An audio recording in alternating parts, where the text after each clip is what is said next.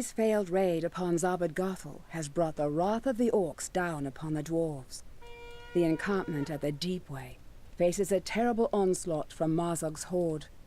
Are the Longbeards strong enough to face the challenge? Welcome back, everyone, to Pineleaf Plays the Guardian and Skirmisher of Middle-earth. And today we are heading into our first of 3 Moria skirmishes. I decided to do the Moria skirmishes for the Guardian because, well, this is my dwarf.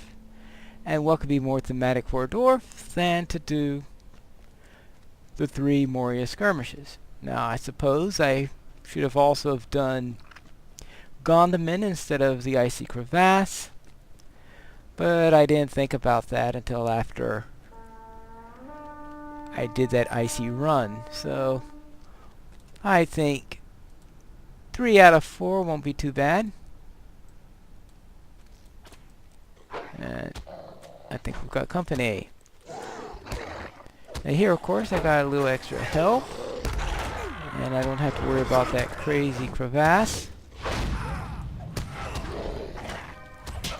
So I am going to stay in damage mode for this particular series, unless I find some other special reason to switch out. Alright then.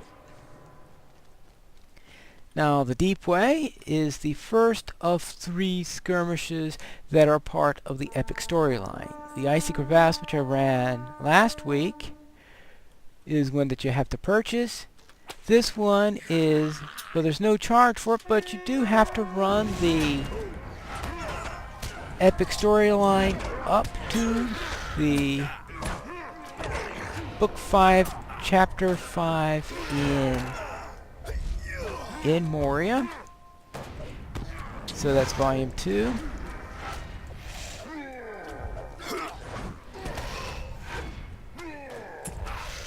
And I think it's well worth it if you like these skirmishes. Now, since I always run it and I always unlock whenever I go to Moria all these skirmishes, so I do run the epic storyline. I have a feeling I might not have run epic in every single character if it weren't for the skirmishes. But it's hard to tell. Of course, before the skirmishes, back when these were 6-player skirmishes rather than 6-player instances that had to be completed with 6 people, it would be very difficult to do. They were a pain. You couldn't find people to join you in them and things like that. A lot of people did not finish this particular one. I don't know how many characters I had through Moria before they changed them into a skirmish, so probably difficult for me to go about saying how much that changed my behavior on the matter, since I might have had only 1 or 2 characters that had already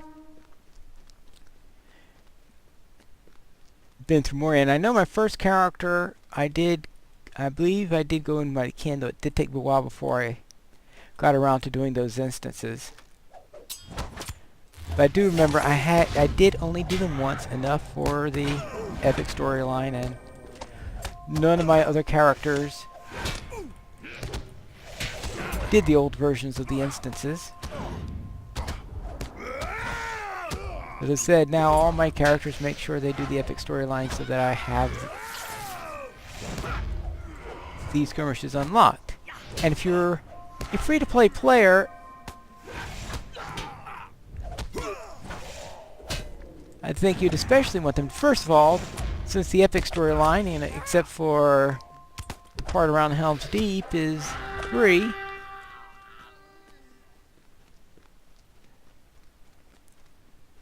then this is the content you can do without having to worry about buying something. So if you didn't buy Moria and you had to go to Moria at some point during those 10 levels anyway, you might as well do the epic storyline. Now I like to stand about here. The idea is that If it's from the north, I have a head start, and if it turns out to be from the south, I still have time to get there. And the reason why I want the head start is that we've got Earthbreaker here, and I want to be able to be well into damaging Earthbreaker before the mobs pop up.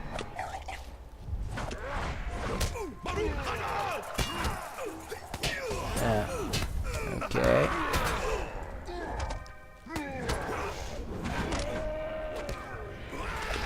So that's the idea there. And I can do that when in that case I had 2/3 chance that it was going to be from the north, since you get 2 assaults that come from the north and 2 that come from the south. So since the first one was from the south, I knew there was a 2/3 chance. It's not a pure alternation. It's like in the Fort of Bruinen, where it's mixed up like a deck of cards. So there'll always be the same number from each direction, you just don't know what order it's going to be. This is as opposed to Gondaman, where it's completely random.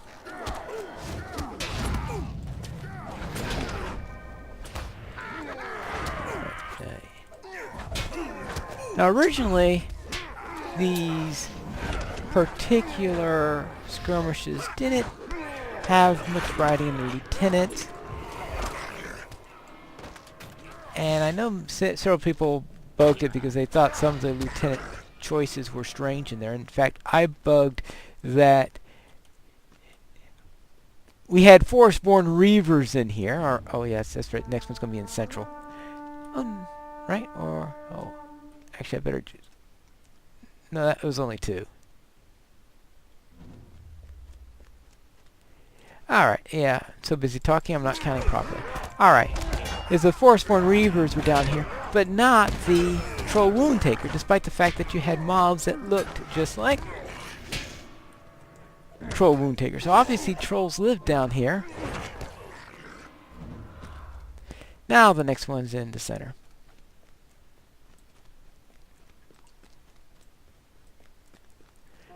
So therefore, since you had the Troll Wound Takers and that eyesight, now that this was really silly, so I bugged it. A couple other people, I believe, bugged it, and eventually they changed it so that the bulk majority of the skirmish soldiers now appear in here.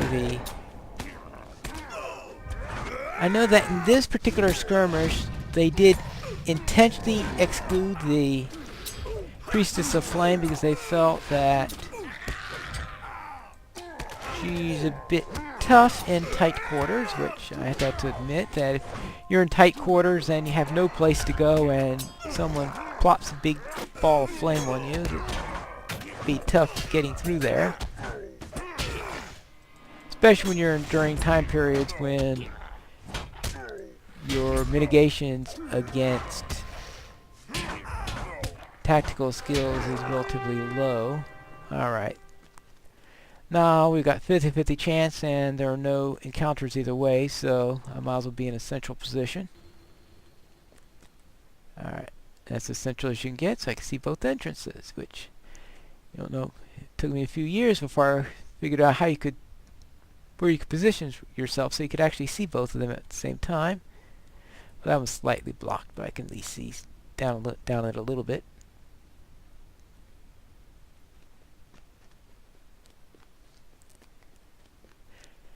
Now, there is one that does not appear here that I think is a little illogical not appearing here, and that is the Flesh Gorger. But the Flesh Gorger is notorious by being in very few skirmishes. And I don't know the reason for that.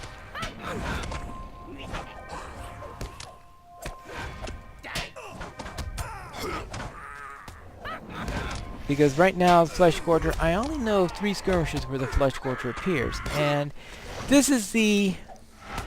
And in this skirmish, we actually have an encounter where you could run into some of those lizards. So you think if you can run into lizards in an encounter, you could have Flesh Gorgers, which are the only lieutenant that are lizards.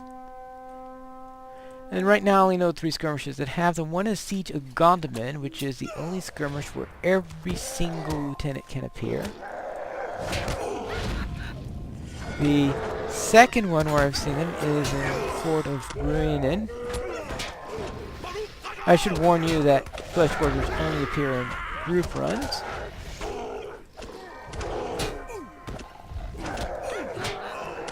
So if you want to do the flesh gorger run to a flesh gorger, I suggest maybe doing Siege of Gondaman duo run. And you could do that. You can run that solo probably at tier 1. You could probably run that solo with some classes.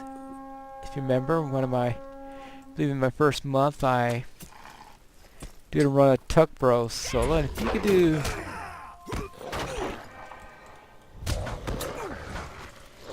if you run dual version of Tuckbro solo, then you should be able to do that. Of course, I know there are some people out there who probably can do who say that they can run the raid version of some skirmishes solo, so I don't know. Maybe someday I'll actually go onto YouTube and see if I can find video proof of that, because some people claim a lot of things that aren't necessarily true.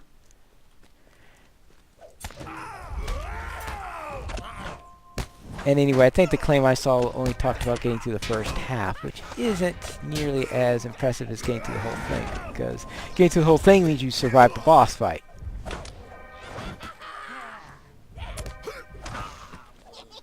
And I think that's, in some skirmishes, that would be the challenge in larger runs. Well, there are some skirmishes where the boss, Tuckbro, okay, in raid mode, I'd say the Tuckbro boss could be a challenge. In solo, not so much. Reaching the Necromancer's Gate.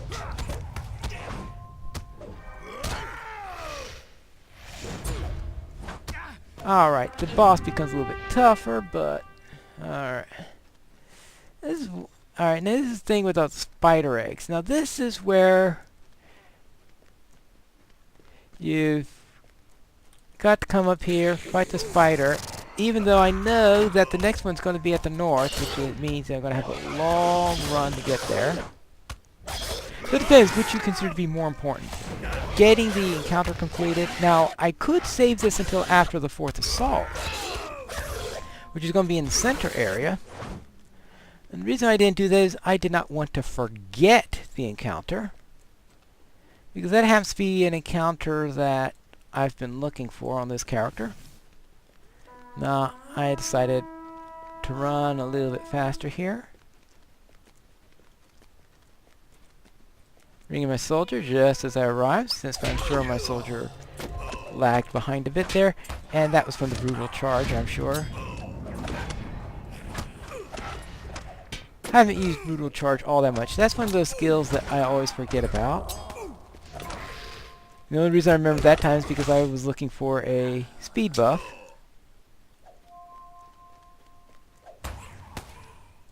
And I forget it has its nice combat uses too.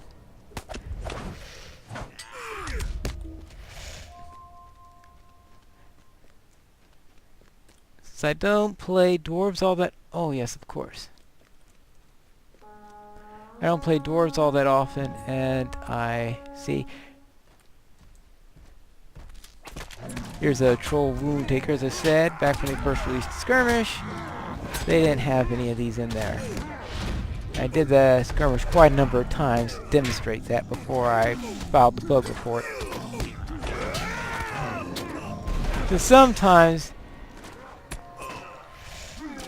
if you don't run into something, it could just be a statistical anomaly or something like that. So I need to do a large number of runs to be 100% sure that no, this wasn't just a statistical fluke where I never rolled it. There was very definitely a particular one missing. I think the Dour Hands were also missing in that one, which was like even more illogical because I was thinking, alright, is it that the Dour Hands refused to go into Moria or something? I mean, okay, yes. While it is true that Moria was originally Longbeard territory rather than Dour Hand territory, you would think that they'd love to go there and celebrate that there aren't any Longbeards there anymore. Yeah, okay, yeah, that was... Once again, I'm talking and not counting. But that's the reason why I did come back there, because I wasn't sure at the time whether I need to go back to the center or not. Because if you're way, way, way down at... Hey, you! Hey, Dour Hand! Yes, you. See, now we got the Dour Hands here. Now, originally when this was these 6-player instances, the banners were, yes, in a part of it, so that's why we have these banners incorporated into the skirmish version.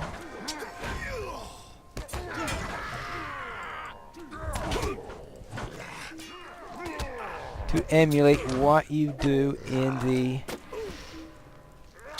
There you go. Oh, there you go. To emulate what happened in the original. Though there are some things that happened in the original instances that do not happen. For example, there was this enemy that would come out every once in a while and attack the central platform in the way of smiths. And that doesn't... I would have hoped that they had an encounter that did that where someone will come out in there, but no, that didn't happen. My guess, the final assault is in the center, which is why I'm standing here. And I suspect that the reason they didn't do that was that it would require you to be in 2 places at once if that happened. Because you would have to go out and go with the mob you have, and at the same time go after the one who's going towards the center, and that's obviously not good in solo content. And they didn't want to have any encounters that were too arduous in solo runs. I know Ruingalad's almost a... Hey, come on, up! Oh, I didn't get that up in time. Oh, did I? Oh. That's right. Anyway, I have the hammer here. The hammer should be able to take care of the...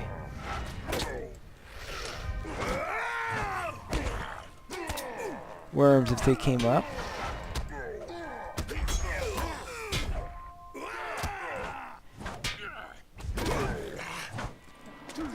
I still haven't, I think, come up with a perfect strategy concerning the shepherd. Now, my favorite strategy is just to hit this and then hit bash, but you can't always time that right. So I don't know how well hammer down works. Well, let's see. Hammer down, damage. Oh, unfortunately. Wait, that is an area 1, isn't it? No. Oh yeah, 2.5. Oh, the range is way too small. Oh no, actually that's range. There is no radius on this. Oh, I always thought that it was a group kill. It's not. See, this shows you how much I know about the Guardian. I've always thought of that as an area skill, but it says nothing because this one is very clear. Max target 6, radius 5. Unfortunately, radius 5 I don't think is particularly good against the Shepherd of Filth. I mean, against the crawlers.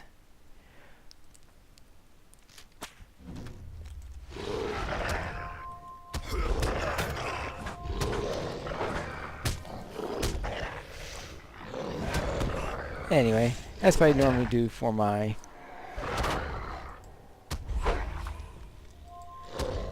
when I went in everyone anyway. I usually would just hit rolling retaliation in any case, which is probably just as good, just as well, because looks like the other one that I thought was an area skill wasn't. Alright. Now, here's the boss.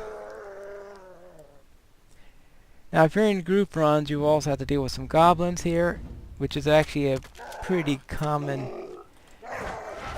thing, I guess, concerning bosses, having others with them. But in solo runs, this one does not have anyone with them. And stay out of the purple stuff, because the purple stuff canceled out any banners that you popped down. Speaking of banners, let me pop up one of my own, one of those too. I always forget about these. It looks like I popped down a nice banner there. I so rarely use those things, I even forget to read them before I pop them down. And remember to loot the body. Alright, there we go. And that concludes Deep Way. Next time we'll be running the Way of Smiths.